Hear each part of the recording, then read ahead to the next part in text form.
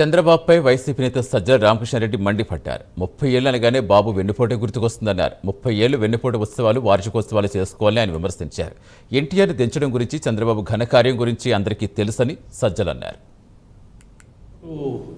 ఇది ఉత్సవాలు, అసలు వార్షికోత్సవాలు కూడా జరిగితే బాగుంటుంది. జరుగుతున్నాయి కూడా. 30 ఏళ్ళు అనగానే గుర్తొచ్చేది ఎవరికైనా ఎన్టీ రామారావుని ఎట్లా దించాడు, ఆ దించడమే కాదు, ఆయన రోడ్డు మీద ఎట్లా పడేశాడు, కట్టుబట్టలతో ఆస్తులు కూడా లాక్కొని, వ్యవస్థలను అప్పుడు ఎట్లా మేనేజ్ చేసి ఘోరంగా అవమానకరమైన రీతిలో చేశాడనేది ఈ సమకాలీన చరిత్ర తెలిసిన అందరికీ తెలుసు. లక్కీగా అప్పటికి వీడియోలు కూడా ఉన్నాయి కాబట్టి ఈరోజు కూడా ఆ దినం వస్తే మన ప్రజలు కూడా మళ్ళీ చూస్తుంటారు.